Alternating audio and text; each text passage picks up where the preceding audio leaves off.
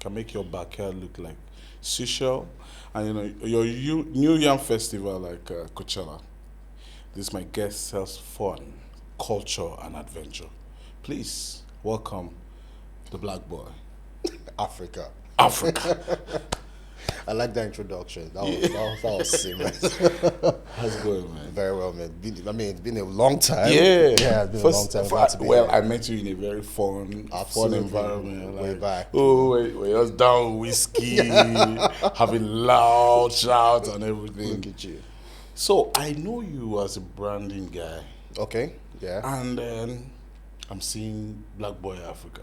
You are black, I know. Oh, Yeah. absolutely. So that's the origin of Blackboy Africa. Yeah. Tell me, which were you doing first? Which bet was your journey all through to this fresh guy traveling everywhere, showcasing Nigeria to the world like our government has never done? You are, in fact, you're serving like the culture and tourism, more than culture and tourism department in the entire country. Oh, wow. Tell us how you got here.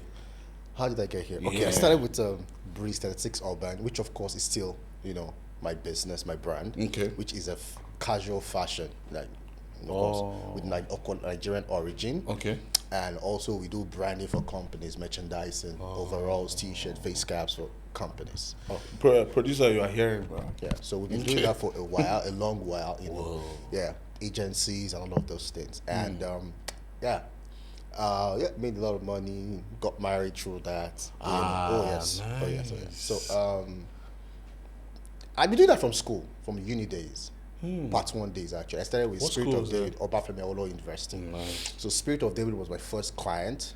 SOD, they used to dance. The dance They used group. to dance, the dance group, right? So that was, the first amount I earned as at that time, many years ago, was 15,000 naira. It was a lot of money, profit, right? I went to school. Can I speak Yoruba? Was shy from boys. Boys were like, what?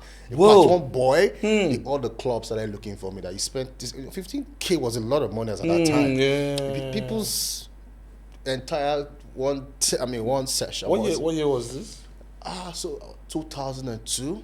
You're a big boy. Look at you. Yeah, 2002. big boy. That was my part 1. That was a lot of money, right? So so been doing that, left school and all of that. Then all of a sudden, like I was discussing with you later, I had a terrible setback. I got involved with these sponsor schemes, which a couple of my friends introduced me to it. And about that time, I was meant to open up the Breeze 36 Urban store, like a Nike store, Tommy. Where I started looking for a place, got a new car, was about to, settle the payment. Like life is already on the speed. Do you understand? And I remember I put 200K, money came back. I put 2 million, money came back. I put 5 million, and I said to myself, Put 5 million. "Yes, look at you. I'm a risk taker. I believe one thing. I put 200 my wedding hall money, and I told the guy that introduced me. I said, "Guy, if this thing fail, You're in your trouble, parlor right? will go do my wedding." And then the first person that's supposed to pay me declined. Second guy called the guy, then they declined. If and we they call your ass. They call your ass. He say, "Don't worry. If they don't pay you, I'll pay you." I said, "Just pay me now." Now. That's how I got my money back. Yeah. So, who will I tell that I don't have a whole? Yeah. So you stake 5 million. Oh yeah. So I really don't do those punts, but was the first. I saw all of my boys were.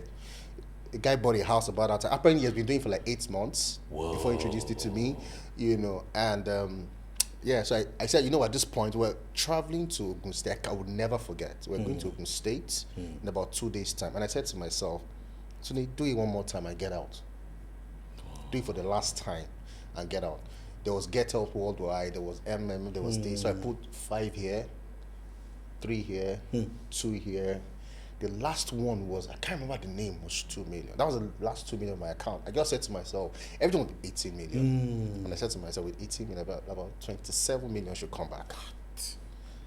And I will never forget, out of all that money, was 250K. That came back. Came back. Not even up to the tithe. Bro. Shit. How did you manage? Man, one of my pastors one of my churches back at then, I don't mention the name, he said to me, he said, Babatunde, what has just happened to you? Because about that time, my marriage crashed. I couldn't pay rent, you know. And the woman I was with left, you know. I mean, do I blame her? I mean, I don't know. Anyway, that's story for another day. You know, couldn't pay rent. Lost the car, lost a whole lot of things. I lost friends because... No, of course. Be the first so to I go. realized that many of the friends I had around me were fair weather friends. Yeah, true. Just, you know, so I lost friends, I lost a lot of people. And I remember one day I pulled into Ikeja GRA for the first time. I rarely cry. I've been through shit, you know, and I cried for the first time. I cried for 5 minutes, and I said to myself, Tony, how did you get here? But I was thankful to God that the money that I used for this Ponzi scheme was my money. Not I someone did not else, borrow because I know for a fact. I know a whole lot of friends that got in prison. I mean, they got situations. You know, they got detained.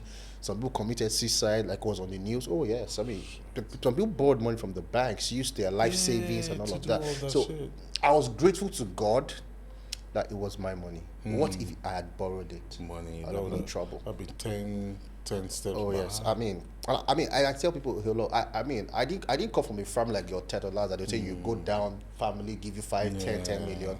You know, I went back to my mentor who is a pastor. I said to him, go back to place of prayer. I'm not gonna lie to you.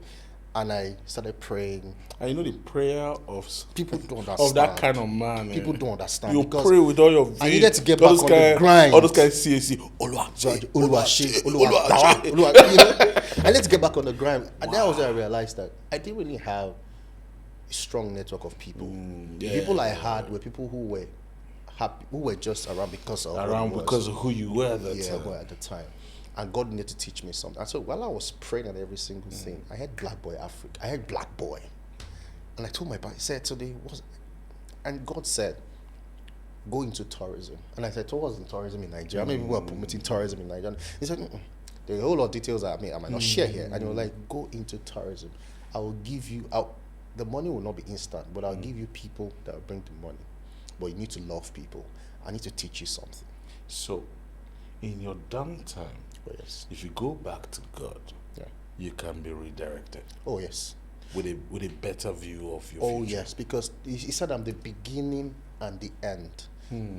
God has seen the end from the beginning. So he taught me something. He said, if I give you money first, you go out, you travel everywhere, you squander and all that. But I need to give you a wealth of people because there are people coming behind you that need to learn certain things. That need to have a driver. That need to have, you know, a proper mentor. I'm taking you through everything you've gone through so that you can teach others. So you can show to others. And I said at the same time, there's an untapped industry. There are a lot of people who don't have eyes on it. You know, the Bible says, I will show you what? Hidden treasures in secret places. If you tell people that in a year you can make 10, 20 million only from tourism, they won't believe. Bro. It's not more than that. They won't believe because...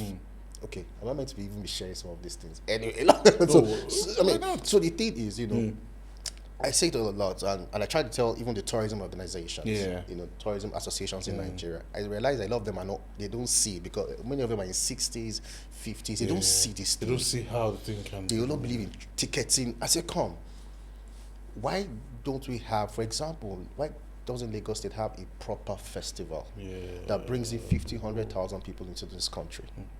Maybe like in a particular time of the year. Forget Dirty December. December is... People are just screaming about Dirty December.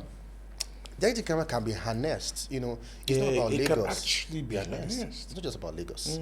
Abeokuta, Ondo, Enugu. It can spill over. Have a 2 weeks plan. You know, robust plan. That does what? That reveal do a lot about our Afro beats, a lot about our food. I have a lot of people coming to the country and they're like, we don't want intercontinental. You know, they tell you we want ofada rice. You know, we want amala. And I'm like, these people hearing about our local cuisine. You know, and the last set of Chinese that came into the country that we took, on the road for 6 days, Chinese and sweets. On the road for 6 days around Southwest. We even took them to this palace. They were craving local meals, like, you know, what's this Igbo food again? Nkwobi, ofada. And I'm like, so why are we not having festivals like that is very big, like Amala festivals. What we now have is, look at Boli Festival. Boli Festival had 30,000 people. 30,000. Have you heard of Boli Festival? Yes. 30,000 people. Not only people from Port Harcourt, it's people from environs and outside the country.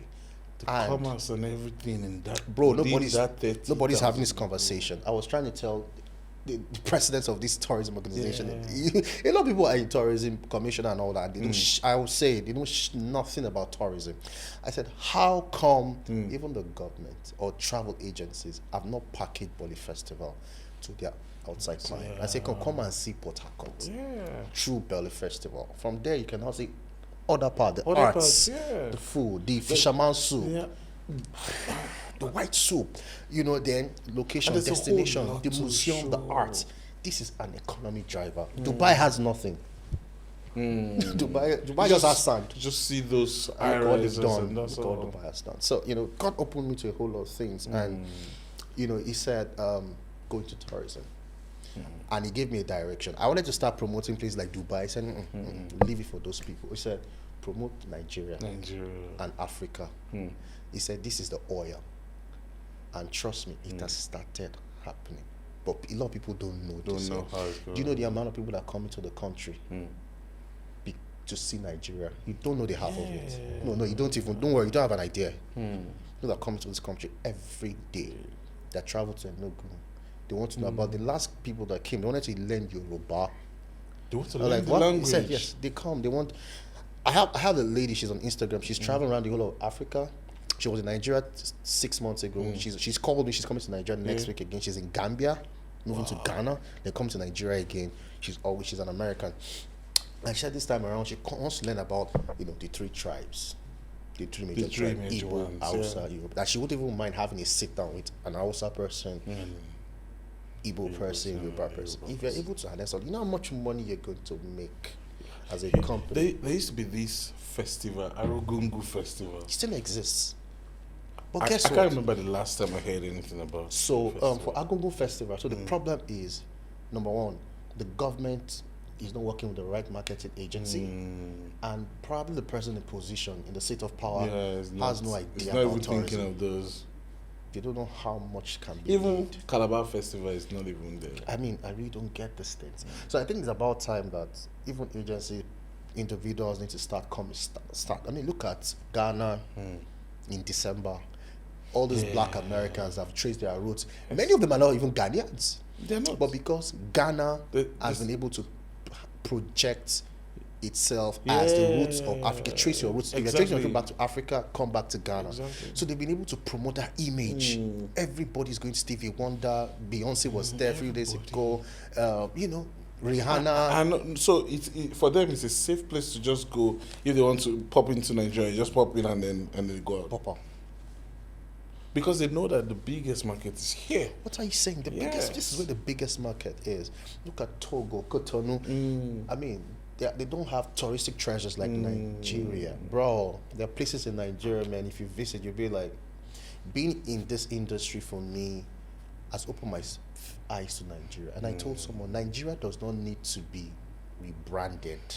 Nigeria needs to be reintroduced to the world via tourism. Not rebranded, reintroduced to the world.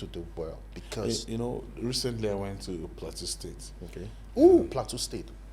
I went to Panchi. Okay. Brother. Okay. I posted a picture and I said, when did you travel? Which country you there? I'm like, no, just here. It's 1 hour 10 minutes flight. It's cold. Everything is fresh. We're plucking berries right from the tree. Yes. Berries. Like strawberries. Yes. Like right there. Trust me.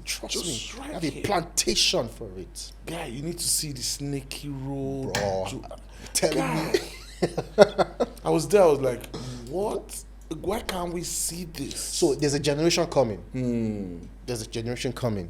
And the way it happens is, some people prepared the way.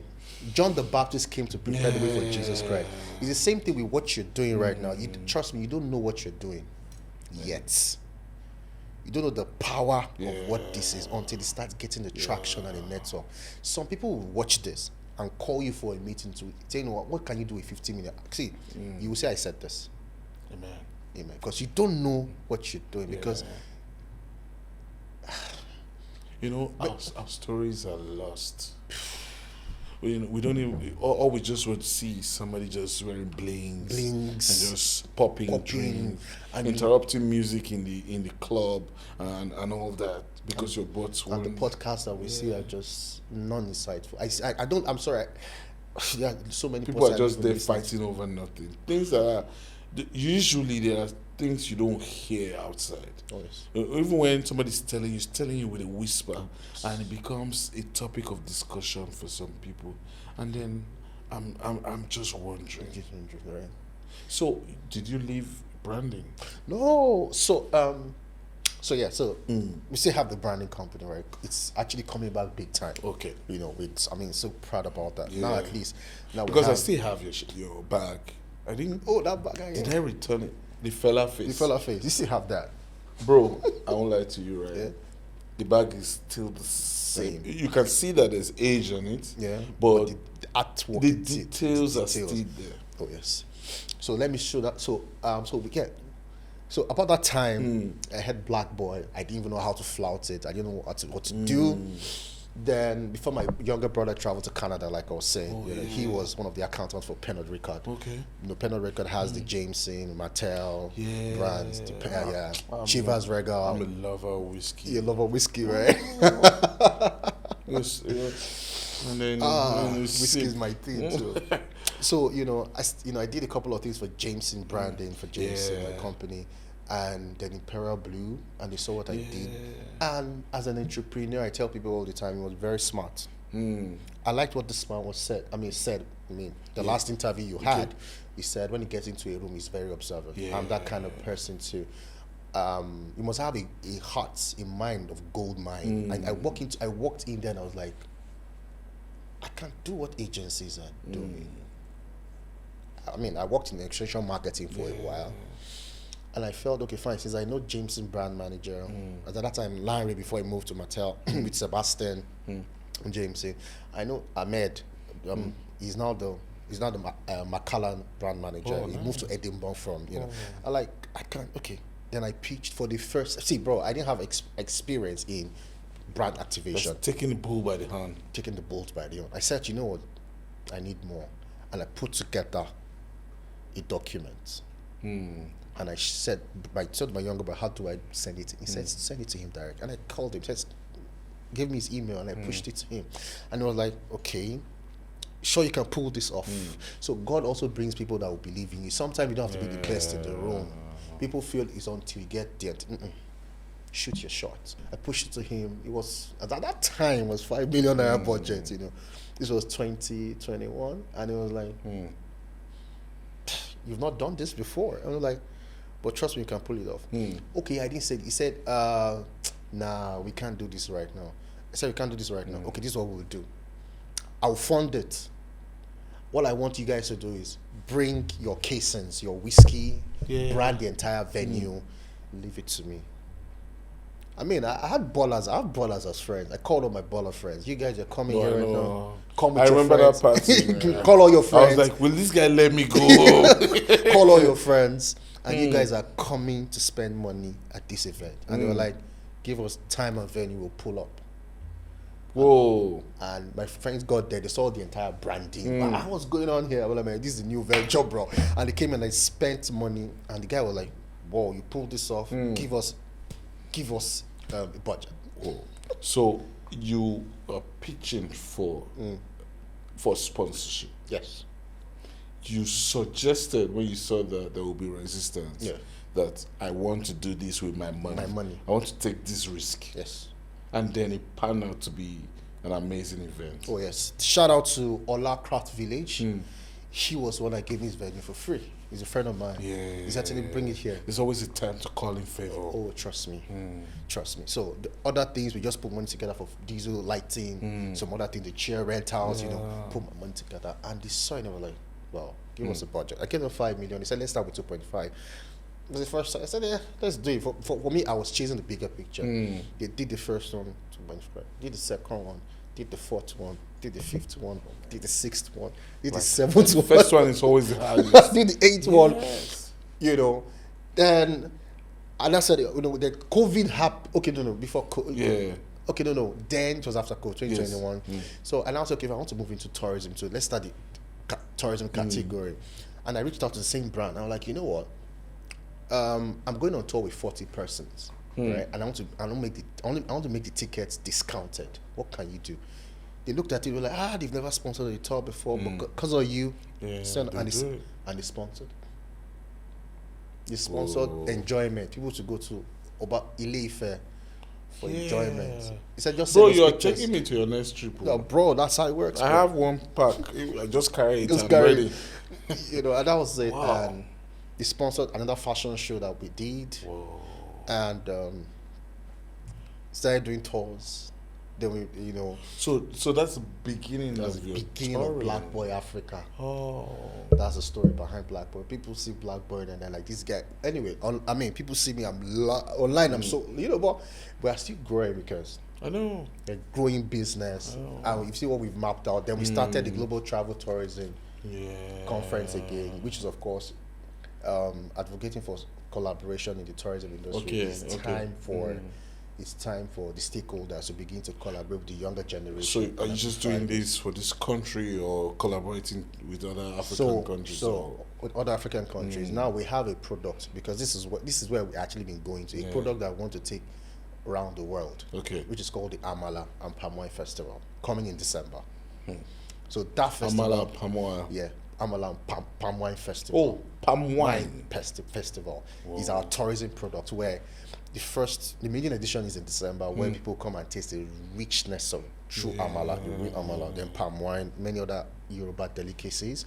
Then we can also take this to like Rwanda, Togo, South Africa, call Nigerians in the diaspora, the UK, Sweden, to come and experience the rich culture of Yoruba, the Yoruba language, this, blah, blah, blah. People were like, why don't you want to do for the entire Nigeria? And I'm like, bro, there are soldiers for every department. There are people out there that let me start here. Let me conquer this. There are people out there that will even say this and start. Look at Bole Festival. They've taken their own arm already. True. They can take it anywhere in the world. True. So someone should start with Oha or something. You know, this is. So at the end, we have festivals showcasing the richness of our food. Togo does Voodoo Festival. Do you know what Voodoo Festival is? Voodoo Festival. I was there 2 years ago. Juju. Yes. Yemi Alade was one of the performers at the last one 2 years ago. Yes. And you see close to 60,000 people from all over the world. You see whites, you see Nigerians. Yes, that's the power of tourism. Tourism, there's entertainment tourism, there's food tourism, there's sports tourism. You know, tourism is wide. So the government doesn't understand yet, but there's a generation rising. There are some people coming behind us already watching. They are going to blow these things out of, off the top of your head. Trust me, they are coming. Off the top of your head, right? Tell me. How many places do you think are super attractive in Nigeria? Over 30 places. 30 places. Let's not talk about the waterfall. There's this place in Enugu. You should Google it after. Is it Google or Go? It is Google. You should Google it after this place. It's called Ahun Waterfalls in Enugu. It looks like somewhere. It looks like a waterfall. It's a cave waterfall. So you're going through a cave with red sand. Red sand. Then you see water coming from above. There's water. You know when you watch all those horror movies and you see people walking in caves and bats are flying. You know, lights are flashing, darkness, and water is coming from above. That's Ahun Festival. Ahun Cave. Waterfall. That's the reality. And I'm like, why are movie producers not doing movies in this place? People have started going there after the discovery. That place is, they will think it's somewhere abroad. You should Google it. AWHUN waterfall. It's a cave waterfall. Have you been to Mambila Falls? Mambila Falls here. Oh, you see how Mambila Falls is. I've been to Erinjesha Waterfall. I drove past. You drove past. Yes. Okay, great. I was coming from Ekiti. Okay, Ekiti. Yes, I do Ekiti, and you've been to the one cold, warm water and cold. You know, it's not a resort. They've transformed it to a resort. They have chalet now. Chalets. So you can even go and she's stay. chill. Yeah, good food. You go up the mountains in the mornings. You climb up the mountains to the hills. Yeah. And up there you see the view, beautiful. Man, bro. Unfortunately, the north is the most beautiful place in Nigeria. For real? Oh yes, there are tourism spaces. When you talk about there's this blue water, there's this blue river. Blue? Yes, in what's the name of this place? Oh, sorry, I forgot top of my. Anyway, if you check it, Blue River, right? It's called Wiki Warm Springs. Yes, Wiki Warm Spring, beautiful place. If not for the fact that the north has become a red zone due to insurgencies. Sadly, trust me. Sadly. I mean, even Jos, Bro, yeah. You know, just I started this air. What's this called? This you know, this stuff that flies in the air. This small basket with balloons. Yeah. Started in Jos. Oh, really? Oh yes, hot air balloon. Yes, it was. That would be amazing. It was. They started it last year December. Wow. So people started going to Jos for that trip now. And it's pretty there. So a lot of things are going on. You know, a lot of things. This is what the other Western developed countries understand. Bro, you know how much? You know what tourism is high end anywhere in the world. You know, I was in Marrakesh the other time. Okay. And then somehow I just said, okay, in this market, what's this market's name? I was there, and then so I just said, look up, and I looked up. Out of every 10 people you see, 9 of them are Europeans. They're in the market, the leather market. They're just there. The place around where the earthquake happened at one point, yeah. And I was just looking.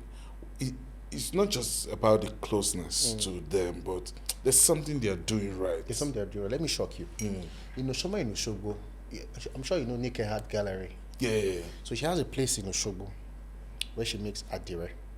Yeah. So I was talking with the manager, and he said something to me which sparked light bulbs in my head. I'm like, and they're saying that there are no jobs. It's because there's no knowledge. He said, boss, do you know that in a year we ship out, not to Nigeria, not within Africa, we ship out nothing less than 100,000 yards of adire to Europe. 100,000 to Europe. I was like, say that again. He said yes. All over Europe, we ship out over 100,000 yards. Nothing less than 100,000 yards every year. So I wanted to ask, right? I have never really lost money. Yeah. Oh. Yeah, I've never really lost money. So after that MMM thing, right? I told myself, if it's not, you see, you pay. Don't call me.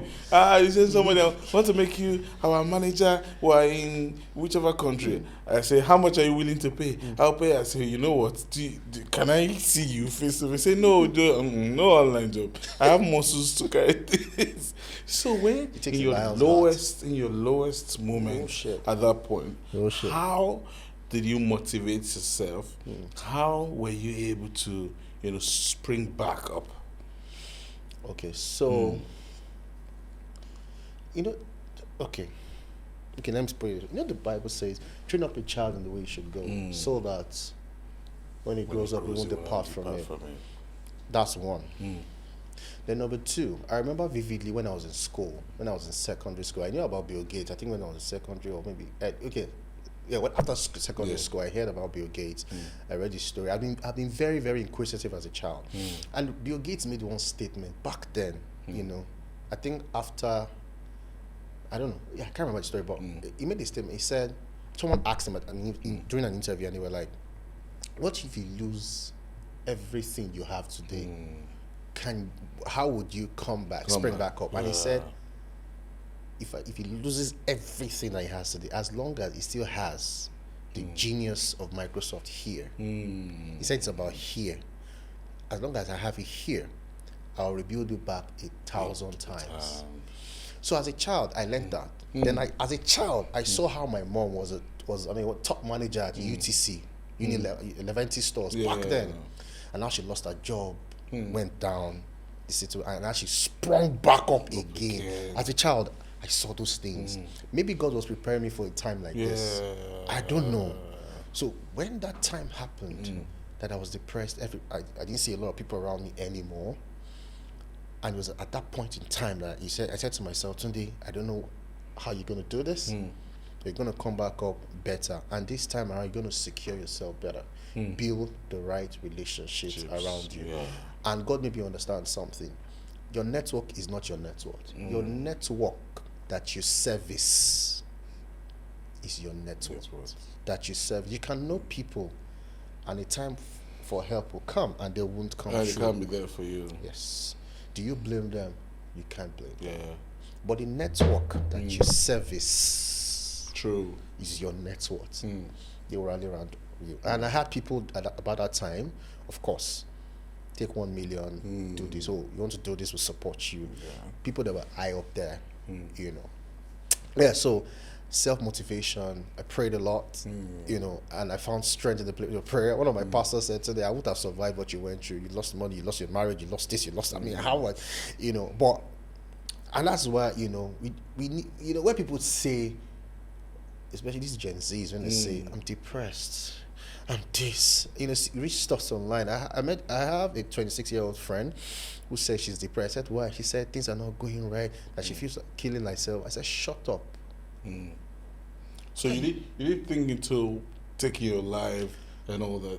Did you take jobs? Did you do media jobs? Did you do any other? I did Uber for a while. I mean, okay, now let me give you. Let me give you one of the blessings. You know, there's a difference between you are cruising in your car and you're doing Uber. I met two of my classmates that entered the car. Your classmates? Oh yes, it's cool. They sat at the back, two different times, and they were like, "Oh, Tunde," I'm like, "How far now?" They call me Breeze. Breeze, what's going on? Immediately came to the front. I'm like, "What is that?" Leave my guy. We just rolled, you know, I dropped them. No. Today, take 10K. What's that? Nice one. We chopped with him. So, I mean, and people don't understand this thing. In your lowest, that is when you need to speak out. Do the right things. Speak out. Because my first gig with Coca-Cola. Yeah. Oh, boy. Oh, yeah. That made Coca-Cola International, not Nigeria. Well, you're a big boy. My first gig, I woke up this morning and said, okay, let me do for like 3-4 hours. The first person I picked, you know, she's in Canada now. She works at Coca-Cola International. She entered the car, pretty young girl, you know, no woman, not girl. Anyway. And I like to talk a lot. Yeah. I have discovered treasures just by having conversations with people. And we got talking, and she like, this guy speaks so well. I mean, you don't even. Are you sure you're not just doing this for leisure? Yeah. I'm like, I ain't doing this for leisure, man. This was springboard, man. She was like, okay, so what do you do? I mean, and then I used to have my flyers in the car. Yeah. I took it and I gave it to her, and she was like, so even in this your hustle, you were still bro, my cat flyer. Baba, as an entrepreneur, you're thinking, how do I sort? How do I get out of here? Forget the noise. Anybody can be saying whatever they want to say. Even if you're in the boss, if you have to go, you have to to tell someone, say, guy, if you change this your shirt to something else. She was like, oh, you do this? I said, yes. She said, okay, send me samples in 3 days. Immediately I created the samples. I went to Coca-Cola for the first time in Ikoyi, you know, entered. I was like, wow, this place exists here in Nigeria. You know, introduced me a couple of people. He said they wanted to do X, Y, Z, X, Y, Z. Pay him sharp. Just for speaking out. Wow. And from there, back-to-back jobs. And I said, at the time of Uber ended, bam. Brother, I need a driver. Started to do quite a number of things, you know. And like I said to you, we're still on that journey of recovery, which has been fantastic. The journey never ends. Oh, no, it never ends. So you achieve this, you move on. You keep that excellence. You keep pushing for more excellence. Yes. My pastor would say, success is not a destination; It's a journey. It's a journey. It's a So you journey. keep pushing. Yes. So for you, for someone young who has ginger, who wants to be like you, right? Okay. Probably has lost something, probably is depressed. What would you say to him to encourage him, to show him hope?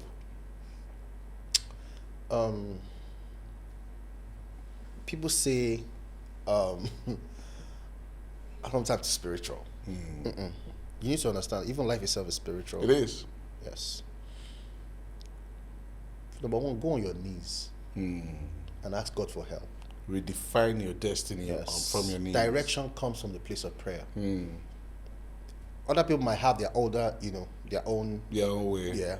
But my way, people say, how do you do the things you do? I said, it's prayer, direction. Prayer first. Then number two, if you're going to succeed as a man, when I say man, both male and female, you're going to succeed as male and female, you must create value. You must, even in your darkest moments, there must be value. What will bring you out from the deep is value. It's the value that you create. It's not by begging the next person. It's not by helping. Even Jesus said, "What do you want?" What do you want? I want my eyes. Oh, you want your eyes? Okay, because you need Jesus had value. I want my eyes. Okay, sir. Because people ask you, okay, fine, what do you want me to do for you? I need a job. You need a job. Okay, what have you done? So imagine if I did not do what I did. I did it with my funds from Breeze 6 Urban for Imperial Blue. If I had not done that, that door would not have opened. It would have opened. I thought about it. Okay, I need to get out of this mess. The value that he pushed in. And they saw it. So if you're in your dark place right now, first thing, prayer. Second thing, you have resources all around you. There's somebody that knows somebody that needs what you have, what you can say, whatsoever it is. Put yourself out there. I say it all the time. I still put myself out there all the time now. But I've not gotten a 200 million naira deal yet. I'm looking for it. Yes, but you have to put yourself out there. And very importantly, loyalty, integrity. Is very important. I tell people all the time, there are some monies you work 30 years to get. Levels, money, network. But if you have integrity and you're loyal, what you want to use 30 years to achieve, you can get it in 2-3 years. Exactly. Loyalty, integrity. It's a value exchange out there. If you don't have it, you struggle. The reason why your clients can commit certain amount of money into your hands because they trust you. When you bring something different to them, they will plunk in because they understand that you've delivered. You are reliable. So this is a little. The older you get, you realize that integrity and loyalty is very important. Man. Trust me, it's not about your skill. It's not about what you can do at the end of the day. It's about can you deliver. Blackboy, and trustworthy. Thank you for coming on, Gaffer. Thank you very much. Thank you. You've for shown us me. that there's more beauty right within. Within you, within Nigeria, than we look for everywhere in the world. You've also showed us that you can spring up by going back on your knees to talk to your creator. You've also shown us that integrity is very paramount when you're going far. And then in your lowest moment, speak out. And when you are speaking out, have something in your hands that you can show. Absolutely. Thank you for coming on that. Thank you guys for having me, man. It was an explosive thing to see that you said we rebirth Nigeria in a way that people will see. Please plug me into the Amala and Palm wine. Definitely. And then we need some whiskey, man. Bro, definitely. We go have them on board. This is Gaffer, man. You get stories you would never get anywhere in the world. Stay tuned.